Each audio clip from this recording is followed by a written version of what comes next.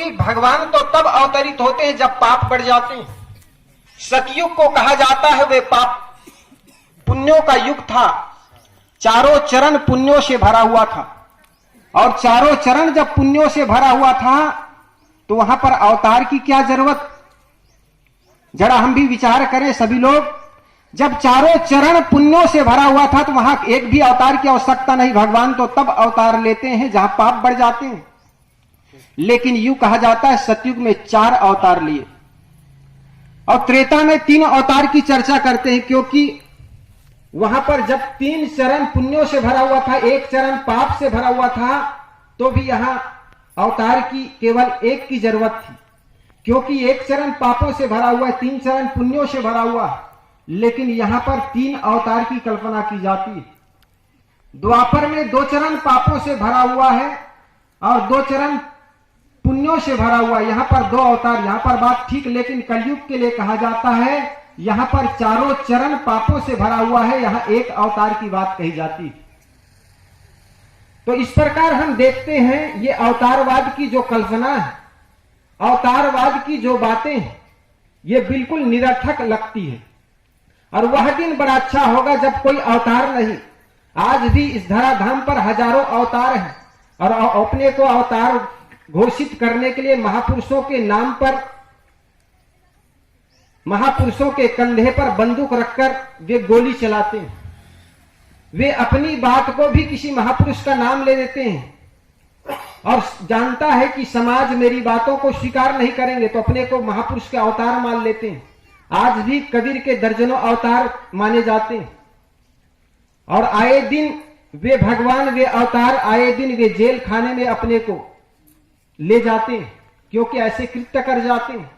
तो सदगुरु कबीर कहते हैं धर्म के नाम पर लोग जितनी झूठी बातों को समाज के बीच रखता है उतने ही उनको हार माला पहनाए जाते हैं। साहेब कहते हैं संतो देखत जगबारा ना, इस धर्म के नाम पर समाज के लोगों को देखता हूं तो बौरा गए। इंसान इंसान के बीच भेद खड़ा किया जाता है जाति के नाम पर, धर्म के नाम पर। किसी को हम छोटा मानते हैं, किसी को अपने आप को कोई आदमी बड़ा मान लेता है।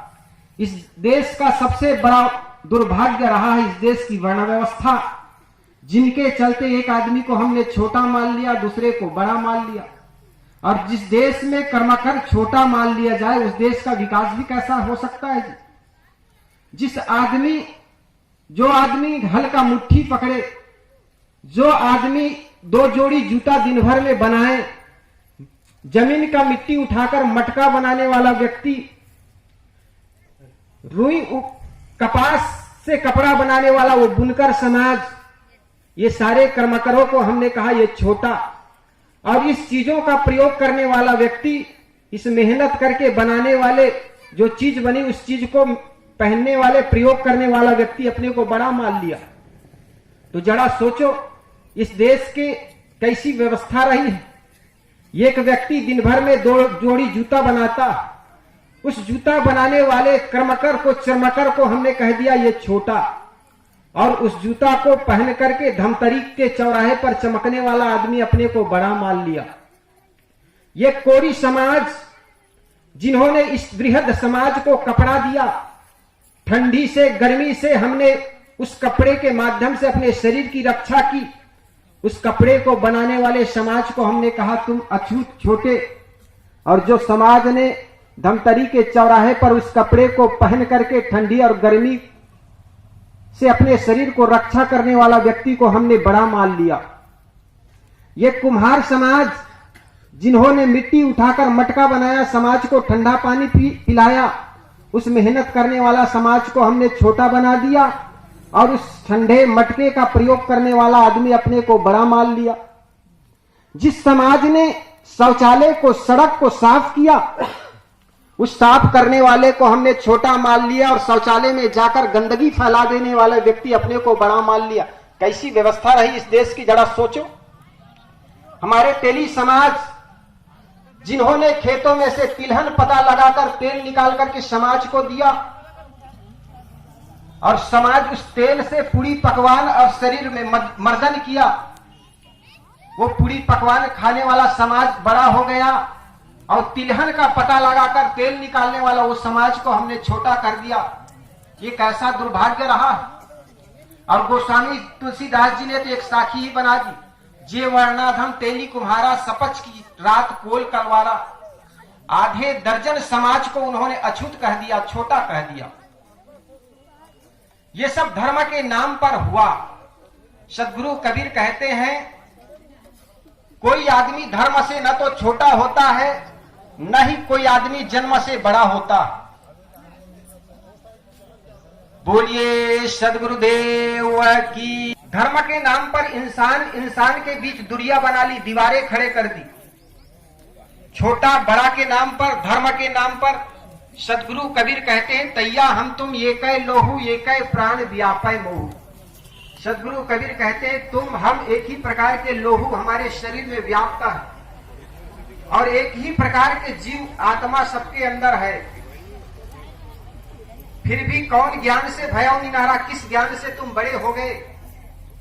सदगुरु कबीर के ये प्रश्नों का उत्तर तथाकथित पंडितों के पास नहीं। तो साहब कहते हैं, इंसान न तो कोई जन्म से छोटा होता है, न कोई बड़ा होता है, हर इंसान समान है। इसलिए सब में साहेब ने कहा कि घट घट में वही साई बसत है, कटुक वचन मत बोल रे। सभी इंसान में वो परमात्मा का वास होता है, लेकिन मंदिर के नाम पर, ईश्वर के नाम पर, भगवान के नाम पर आदमी जिस मंदिर का निर्माण करने वाला मिस्त्री समाज को, उस मंदिर का निर्माण करने वाला व्यक्ति को, मजदूर को तो कहा कि तुम अछूत, और मंदिर में पूजा करने वाला पंडित अपने को बड़ा मान लिया। तो साहब कहते हैं, ये जो छोटा बड़ा का जो व्यवस्था है, ये तथाकथित विद्वान, तथाकथित पंडित लोग अपने स्वार्थ के चलते, अपने निजी व्यवसाय को चलाए रखने के लिए ये समाज में स्थापित कर दिए। इसलिए इस पर हमें विचार करना चाहिए। और साहब कहते हैं, जब हम विचार करेंगे तो ये अंधविश्वास, ये अवतारवाद, भाग्यवान, भगवादवाद सब काफूर हो जाएंगे, उड़ जाएंगे। हम विचारों के प्रवाह में बह नहीं पाए।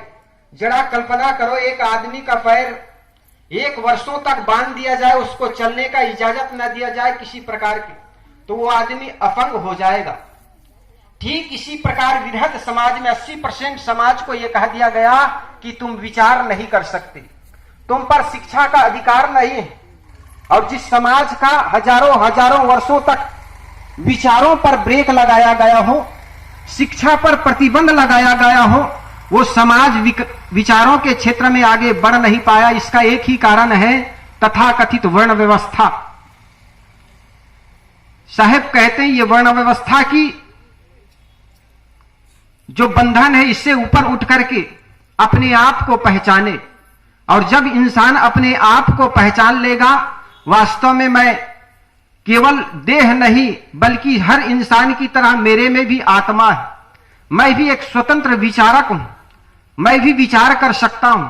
और जब जब हम विचार करेंगे तो हमारे मन में जो अवतारवाद की धारणाएं, ईश्वरवाद की धारणाएं, ये धारणाएं गिर जाएगी। हम ईश्वर को बाहर खोजते हैं, भगवान को बाहर खोजते हैं। साहेब कहते हैं, वो बाहर नहीं है, वह घट घट में विराजमान है, लेकिन हमें उसको देखना होगा, जानना होगा, समझना होगा। लेकिन हमारे अंदर में आग लगी हुई, उसको हम बाहर खोज रहे हैं। साहब कहते हैं, कैसे बाहर खोज रहे हैं? कहा जाता है, एक विद्यालय में एक इंस्पेक्टर आए, ये जानने के लिए इस विद्यालय में पढ़ाई होती है कि नहीं होती है। तो करीब 10:30 बजे का समय था, स्कूल के सारे बच्चे प्रार्थना करके खड़े थे। उसी समय इंस्पेक्टर आया। इंस्पेक्टर का भी स्वभाव थोड़ा पियक्कड़ स्वभाव के था, तो उस दिन कुछ पिया हुआ था। तो लड़खड़ाते हुए दरवाजे पर पहुंचा। मास्टरों ने 2 लड़के को भेजा, यार इंस्पेक्टर आया, जाकर ले आओ। इंस्पेक्टर को लेकर के आए तो इंस्पेक्टर, जो बच्चे सभी खड़े थे वहीं पर जाकर के प्रश्न करने लगे, मेरे बच्चों, मैं तुम लोगों से एक प्रश्न करना चाहता हूं। मास्टरों ने कहा, सर यहां पर कक्षा 1 से लेकर कक्षा 8वीं तक के सारे बच्चे खड़े हैं, कम से कम अपने अपने क्लास में जाने दीजिए, फिर प्रश्न कीजिएगा। इंस्पेक्टर ने कहा, ऐसी कोई बात नहीं। जिस प्रकार बटलोही के एक चावल को टोह करके, छू करके पता लगा लिया जाता है कि चावल पका है कि नहीं पका, इसी प्रकार इस विद्यालय के कोई भी एक बच्चा खड़ा होकर बता दे तो मैं जान जाऊंगा इस विद्यालय के बच्चे कितने होशियार हैं। मास्टरों ने कहा कोई बात नहीं सर, करिए कौन से प्रश्न। तो इंस्पेक्टर ने एक प्रश्न किया, एक रेलगाड़ी 120 किलोमीटर प्रति घंटा की रफ्तार से रायपुर और दिल्ली के बीच चलती है, तो बताओ मेरी उम्र क्या है। जरा गौर से सुनिएगा, वो दिल्ली और रायपुर के बीच एक रेलगाड़ी चलती है। रायपुर और दिल्ली के बीच 120 किलोमीटर प्रति घंटा की रफ्तार से एक रेलगाड़ी चलती है, तो बताओ मेरी उम्र क्या है। सारे मास्टर जो थे अपने कपार खुजलाने लगे, सिर खुजलाने लगे और सोचने लगे यार ये प्रश्नों का उत्तर हम नहीं दे सके तो हमारे बच्चे क्या दे पाएंगे। जो प्रश्न हम दे नहीं सकते उस प्रश्नों का उत्तर हमारे बच्चे क्या दे पाएंगे। लेकिन मास्टर तो तब हैरान हो गए जब पीछे का एक लड़का हाथ हिलाया। इंस्पेक्टर ने देखा एक लड़का इतने बड़े विद्यालय में केवल एक ही बच्चा हाथ हिला रहा। उन्होंने कहा बेटा बता। वो लड़का बोलिए सदगुरुदेव की जय पूज्य। देखा एक गड़रिया का लड़का पीछे से हाथ हिला रहा है। उस लड़का को कहा बेटा बता। उस लड़का ने खड़ा होकर कहा सर आपकी उम्र 42 वर्ष होनी चाहिए। इंस्पेक्टर भी कलम निकाला, कागज निकाला, जोड़ घटाना किया तो बिल्कुल उनकी उम्र 42 वर्ष हो रही थी। न तो एक दिन कम न तो एक दिन ज्यादा।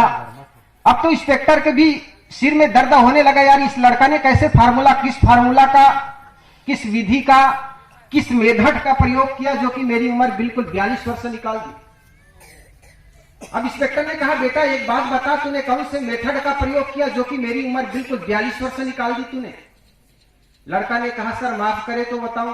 कहे बेटा माफी है, इतने बड़े विद्यालय में तुम अकेला मेरे प्रश्नों का उत्तर दे दिया तो तुम्हारे लिए माफी है, बता कौन से फार्मूला का प्रयोग किया। उस लड़का ने कहा सर मेरे बड़े भाई हैं वो 21 वर्ष के हैं। इंस्पेक्टर ने कहा इसमें कोई फार्मूला की बात तो है नहीं, चलो तुम्हारे बड़े भाई हैं वो 21 वर्ष के हैं। उसके आगे क्या हुआ। उन्होंने कहा सर मेरे बड़े भाई हैं वो 21 वर्ष के हैं, चूंकि हाफ पागल है। मेरे बड़े भाई हैं हाफ पागल है, वो 21 वर्ष के हैं, आप पूरे पागल हैं, इसलिए 21 दूनी 42 आपकी उम्र होनी चाहिए। हम लोगों के साथ भी यही घटना घटती है। हम जिस परमात्मा को चाहते हैं, जिस शांति को चाहते हैं, वो उसको बाहर खोज रहे हैं। साहब कहते हैं वो बाहर नहीं बल्कि हमारे ही अंदर है। जब अपने आप की ओर लौट जाएंगे, जब माहिरमुक्ता से लौटकर अंतर्मुखी हो जाएंगे तो निश्चित जानिए वो मिल जाएगा जिसको हम खोज रहे हैं। तो धर्म के नाम पर आदमी ईश्वर परमात्मा को बाहर खोजता है और न जाने कैसी कैसी क्रियाएं करता है, कैसा कैसा कर्मकांड करता है उस परमात्मा को पाने के लिए। सदगुरु कबीर एक तर्क देते हैं, जिसको पाने के लिए, जिस सुख को पाने के लिए, जिस इस दुनिया से मुक्त होने के लिए तथाकथित पंडितों ने एक सूत्र दिया, तुम अमुक मंत्र को जाप करो, इस दुनिया से मुक्त हो जाओगे, दुखों से मुक्त हो जाओगे। साहब एक तर्क की झड़ी लगा देते हैं। राम के कहे जगत गति पावे, खार कहे मुख मीठा, पावक कहे पांव जो डाहे, जल कहे तृष्णा बुझाई, भोजन कहे भूख जो भाजे, तो दुनिया तर जाई। नर के संग सुआ हरि बोले, हरि प्रताप न जाने, जो कभी उड़ जाए जंगल में तो हरि सूरत न आने। बिनु देखे बिनु अर्श परस बिनु नाम लिए का होई, धन के कहे धनिक जो होवे, निर्धन रहे न कोई। साची प्रीति विषय माया सो, हरि भक्तन की फांसी, कहे कबीर एक राम भजे बिन बांधे यमपुर जासी। सदगुरु कबीर कहते हैं अगर राम राम कहने मात्र से गति मुक्ति मिल जाती है तो सकर सकर कहने मात्र से मुख मीठा हो जाना चाहिए। धन धन कहने से आदमी का घर धन से भर जाना चाहिए। पानी पानी कहने से आदमी की प्यास मिट जाए।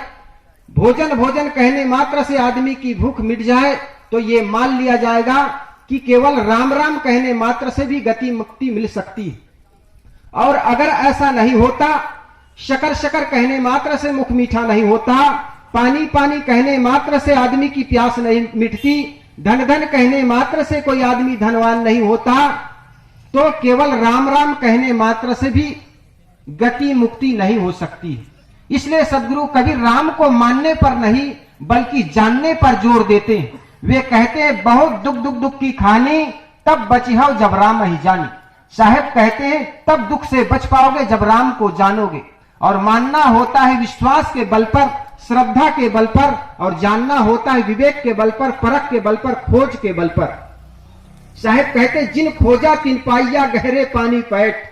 जो व्यक्ति खोजी होता है, पारखी होता है, ज्ञानी होता है, वो खोज लेता है। लेकिन जो आदमी केवल श्रद्धालु होता है, अंधविश्वासी होता है, वो केवल मानता है। मानना होता है प्रारंभ, जानना होता है अंत। तो हम जाने, केवल मानने से काम नहीं चलेगा। हम केवल सदगुरु कबीर के मूर्ति के सामने अगरबत्ती घुमा ले, महाराज राम की मूर्ति के सामने अगरबत्ती घुमा ले, महाराज कृष्ण के मूर्ति के सामने केवल अगरबत्ती घुमा ले और सोचे कि हम राम को मानते हैं, कृष्ण को मानते हैं, सदगुरु कबीर को मानते हैं, तो साहब कहते ये मानना नहीं। केवल माने नहीं बल्कि जाने, और केवल उनकी मूर्तियों को माने नहीं बल्कि उनके बताए हुए मार्ग पर चले। हम केवल मानते चले जाते हैं। साहब कहते हैं उनके बताए आदेशों को, उपदेशों को जब जीवन में आचरित करेंगे, जीवन में उतार लेंगे, तो निश्चित महापुरुषों को मानना होगा। तो साहब कहते हैं संतो देखत जग बौराना, साच कहो तो मारन धावे झूठे जगपतियाना।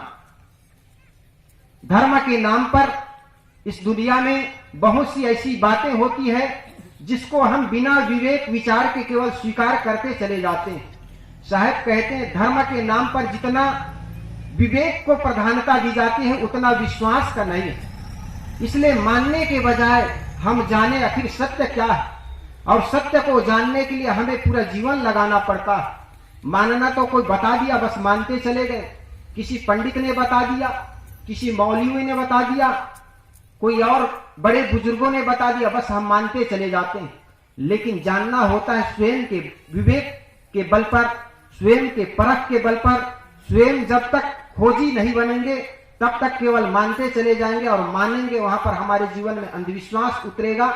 तो हम केवल माने नहीं बल्कि जाने, और जानना होगा इसी संत गुरु महापुरुषों के बताए मार्ग पर चल करके। ऐसे ही सत्संग में आकर के जब सत असत की चर्चाओं को सुनेंगे और सुन करके जीवन में धारण करेंगे, तो निश्चित ये मानिए हमारा जीवन में विवेक की प्रधानता आ जाएगी, और विवेक की प्रधानता आने पर सचमुच हम धर्म को स्वीकार कर पाएंगे। तो सदगुरु कबीर के इस एक पंक्ति के आसपास ही कुछ देर कुछ निवेदन करने का प्रयास किया। संतों देखत जग बौराना, साच कहो तो मारन धावे झूठे जगपतियाना। तो साहब कहते ये धर्म के नाम पर बड़े बड़े पंडाल लगते हैं, बड़े बड़े मंच लगते हैं, फिर भी ऐसा लगता है कि आदमी ने धर्म को समझ नहीं पाया। तो धर्म है हमारा मन का अपना स्वभाव, आत्मा का जो स्वभाव है वही धर्म है। जिस प्रकार पानी का स्वभाव ठंडक है, आग का स्वभाव गर्म है, वायु का स्वभाव कोमल है, इसी प्रकार हमारे जीवन, हमारी आत्मा का जो स्वभाव है वो है विवेक विचार, शुद्ध आचरण। और शुद्ध आचरण हमारे जीवन में आ जाएगा तो निश्चित मानिए हम जीवन में धर्म को धारण कर लेते हैं। मैं आप लोगों के समक्ष कुछ देर निवेदन करने का प्रयास किया, इसी के साथ देता हूं विराम। अपनी वाणी को बोलिए सद्गुरुदेव की जय।